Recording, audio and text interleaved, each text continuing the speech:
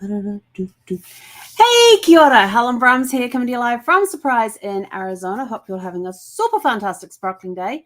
Welcome to Porchlight Letters podcast number 2192.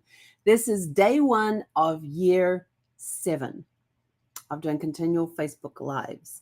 Not Facebook Live, just continual lives. They went from Facebook Lives onto YouTube Lives. Sorry, I was just folding up my little... I have these little calendars that I just print off and fold them into 4. So this one is August through November. I don't do the proper quarters because when I started it, and what I do with them is I actually have written on them the episode numbers for each square, and I've got like holidays that are in there and special dates and that sort of thing as well. So little notes and that sort of stuff. And it keeps track of my days. And I realized I didn't have August ones set up, so I had to go print them off today. And I've got printed up I've got another year printed up. So yeah, that's going to be fun. But anyway, tonight, we are on episode 5 of volume 14, which is... Did I just do that correctly? Yes, I just did that correctly. Sorry. Sidetracking myself. So we are on the last episode of volume 5, which is Keep Showing Up. Sorry, volume 14, Keep Showing Up. And tonight we are on episode 2192, The Legacy of Showing Up. That is episode 5 of the Keep Showing Up series for volume 14. What's volume 15 going to be? I don't know. I haven't done that's this week. We decide that on the weekends. And also thank you to everybody who showed up last night to celebrate the end of year 6 with episode 2191. Thank you all for showing up. A big shout out to Casey for coming on and celebrating with us as well. And for those of you who took advantage of the free gift that we had while everything was live, congratulations. Your stuff is shipped out today, I believe they did. The code up here in the corner is so you can now get your copy of the Porchlight Reflection Journal. This is the original journal. We are this close to releasing 14 volumes.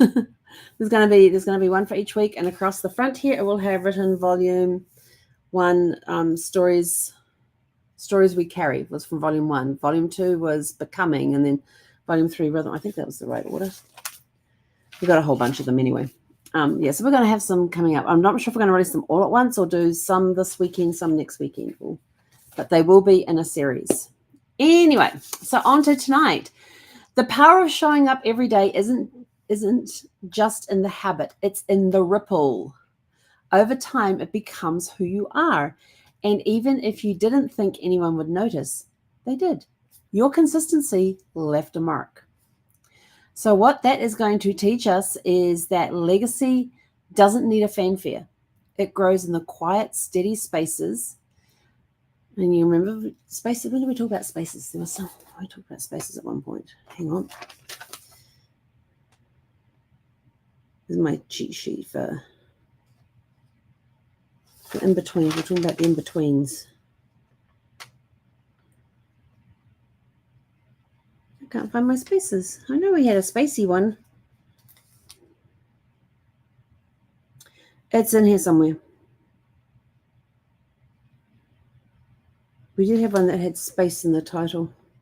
But do you think I can find it now when I'm looking through all of these real quick? No. Must have been one of these ones. It's just totally gone out of my head and I can't... Oh, there it is. Permission to take up space. No, it was about the in-between. It was in between. It was in the in-between one. Okay. I will find it eventually. It's going to bug me, but I'll find it eventually. So, where are we up to? I am so sorry. So legacy doesn't need a fanfare. It grows in the quiet, steady spaces, and we have those spaces that are in between. When present builds trust with others and yourself. Sorry, being present builds trust with others and yourself. Oh, sorry. What you model through action speaks louder than any speech. People are always watching. They may not hear what you say, but they are watching what you do. And how you act, how you perform with different people and things like that is going to say volumes, even if they don't even know what you're saying. It's how you make them feel. So watch that. Remember, people are always watching. Even if you don't know that they're watching, they're watching. Trust me. I've had so many people over the last week contact me in regards to Zeffie's passing, and it has just absolutely overwhelmed me and completely floored me, the number of people that says, oh, I always love seeing him on I always love seeing Zeffie on the podcast and da-da-da-da. And I'm like, oh. So people watch even if you don't know that they're watching, but they are watching. So what you model through action speaks louder than any speech that you can give. And showing up teaches resilience, devotion, and hope. What happens when others start believing in themselves because they watched you do it? Your story becomes an example, a guide, a spark.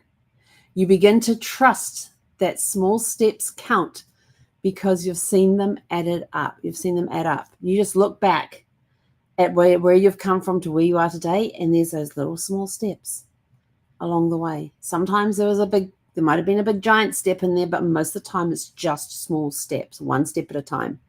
Your presence becomes a part of someone else's path forward.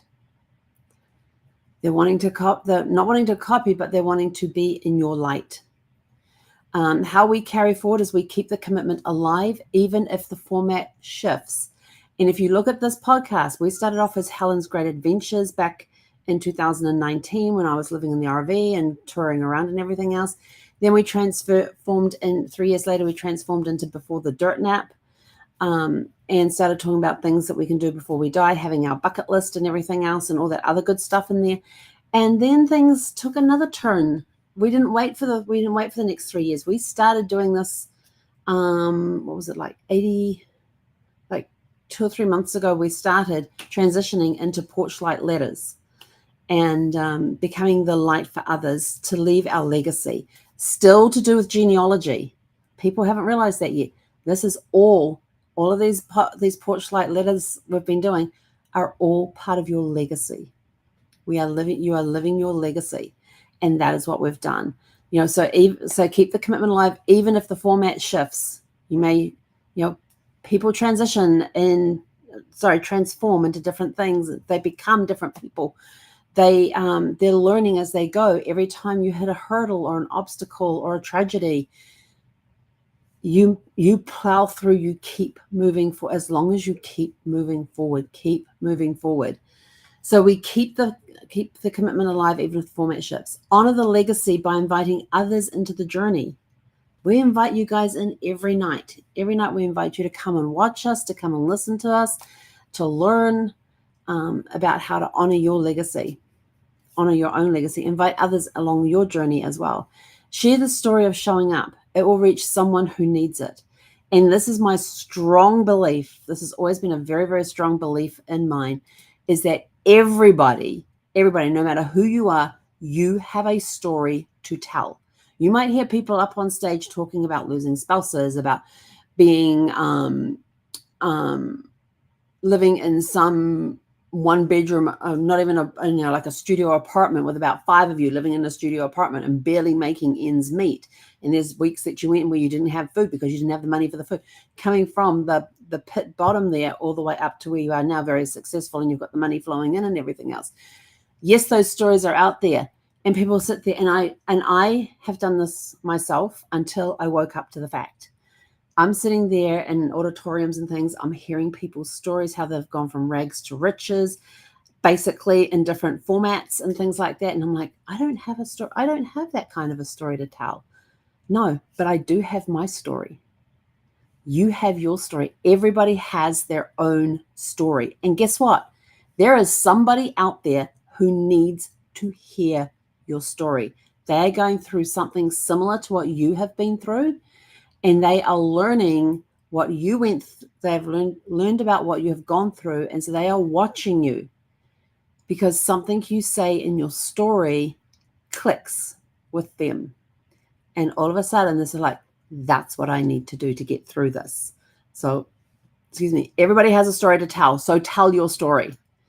And starting, and sometimes you're sort of like, I really didn't have a story. When I started going back through memories and looking through photographs and stuff and realizing, that I went to 9 different, my mother still to this day, she still doesn't believe I went to 9 different schools till I rattled them all off.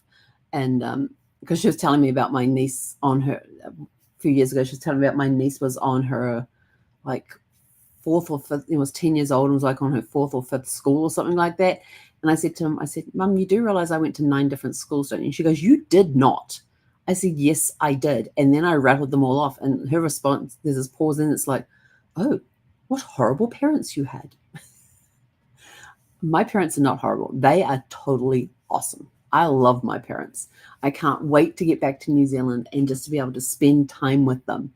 Going on walks, going on bike rides. Apparently, I'm going to have to buy an e-bike when I get down there, so I can go on bike rides with them. There's this big, long walking path or something that's near where they live. That, and they have their favorite outdoor cafes that they stop at along the way for refreshments and energy. So I can't wait to get down there and get doing that with them. Although I am going to have to pick up my walking speed. And people are going, are you going to get another dog? At some point, yes. If everything aligns up, then yes, at some point I will get another dog. When that will be, I don't know, but it will definitely be after I get down to New Zealand and get settled. I will not be getting a dog before I go down to New Zealand. No, I'm going to wait till I get down there and then go get a dog at some point. I've got to get my own place first, get everything settled, everything taken care of. And because right now it's too fresh, it's too raw. I just can't go through that right now. So at some point, yes, but not right now. It's going to be at some point after I get down to New Zealand, have settled in and everything else, then I may look at getting a dog. Whether I actually will I mean, I love having the companionship of a dog. I have to tell you, I absolutely love having Zeffie here, and she would follow me everywhere. We were together 24/7. There was, I think, if I added up all the times that I had her with a dog sitter, you're probably looking out of the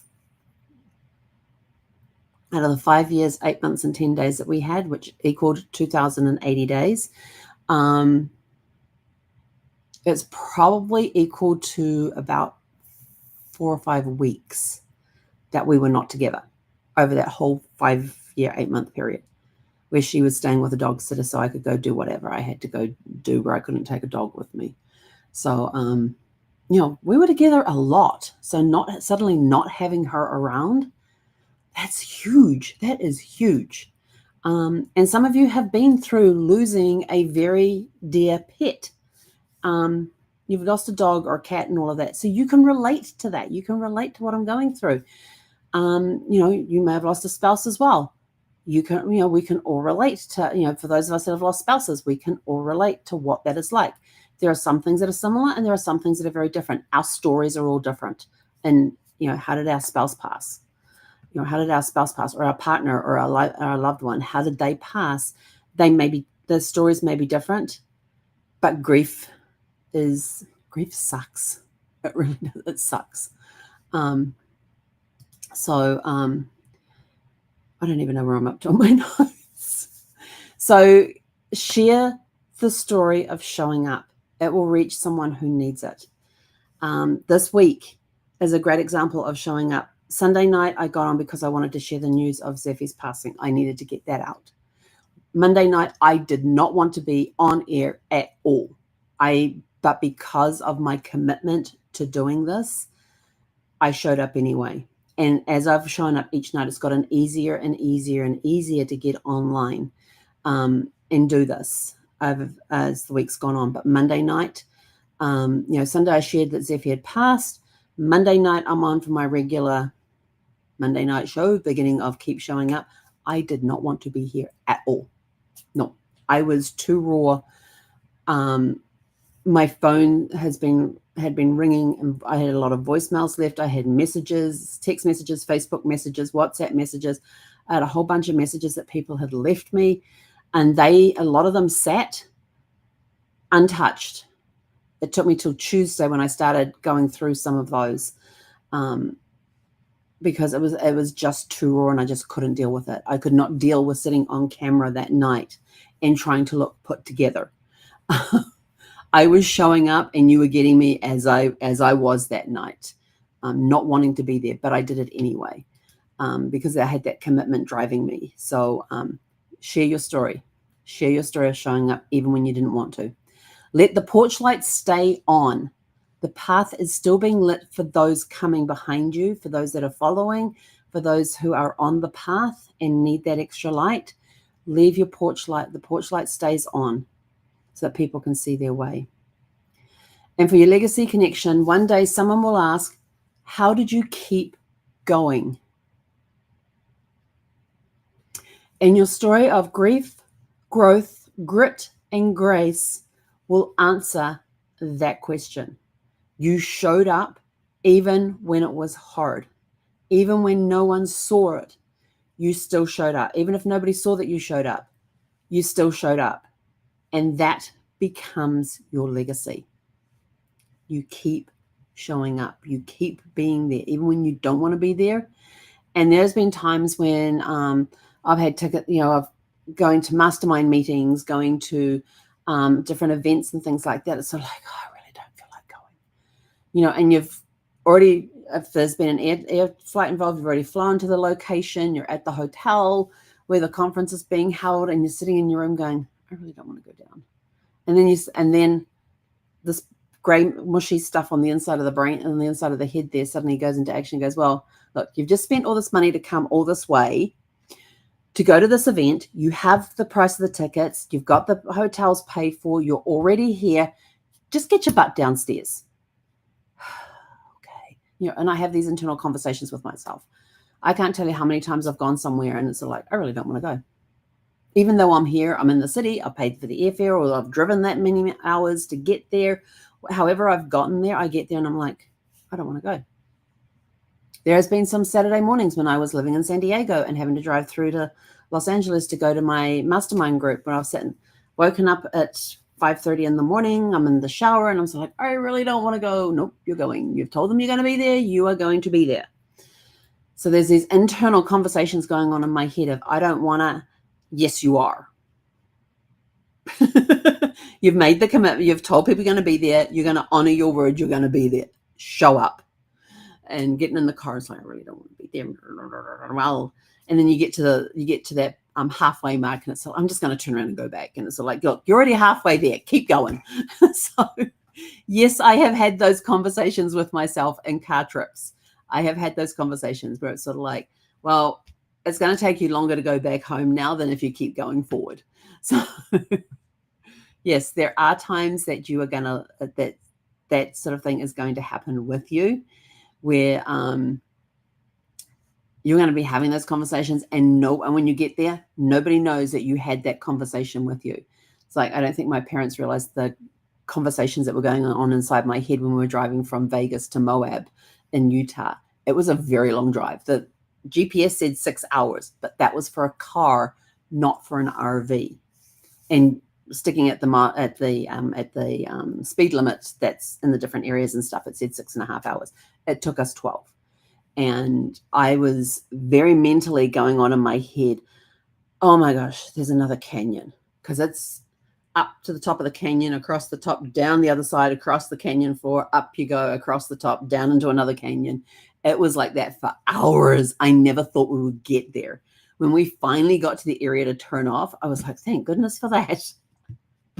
But that whole way going up the canyon, coming down, I mean, the views we had, the vista was absolutely stunningly gorgeous. My brain was in a place of like, I am so done with this. I'm just going to pull over the side of the road and walk away. And then I'm like, hang on, I've got my parents with me. I can't do that. I have to keep going.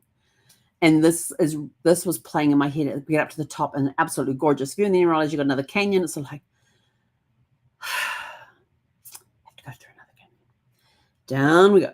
Although I did get very good driving lessons from my dad, because my dad has driven probably just about everything out there, especially trucks. and buses. So he understands the RV thing, and telling me he was teaching me how to use the engine to do the brakes and to do the braking rather than putting my foot on the brake. And like there's times he's saying, "Get that foot off the brake." You'd hear this, "Get that foot off the brake" thing. Oh, yes, Dad. But I learned a lot about driving that RV because my dad was sitting in the co-captain's seat next to me and giving me some tips as we were driving along and things like that. So that was very much appreciated. We had a blast that whole trip.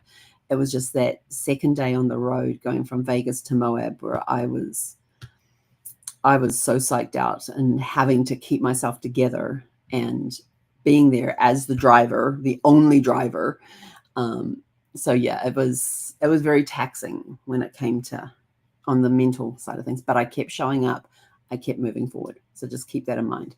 So your reflection questions to go in your Porch Light Reflection Journal. We have 4 questions for you. They're written in the description below. Number 1, what impact do you think your consistency has had on others? Do you even know what, and I'm just adding this as a side piece, do you even know what impact your consistency has had on others? Number 2, when did you most feel the power of showing up this past year? When did you most feel the power of showing up this past year? Number 3, what does your legacy of presence look like in action? And number 4, what do you want to carry this commitment forward? How do you want to carry this commitment forward into next season? And in closing, legacy isn't always loud. Sometimes it sounds like footsteps returning each day. Sometimes it looks like a light quietly left on for someone else. Keep showing up. That's where the legacy lives. And with that, we are out of here. Go out, have a super fantastic, sparkling evening, and we'll catch you guys back here tomorrow evening at 6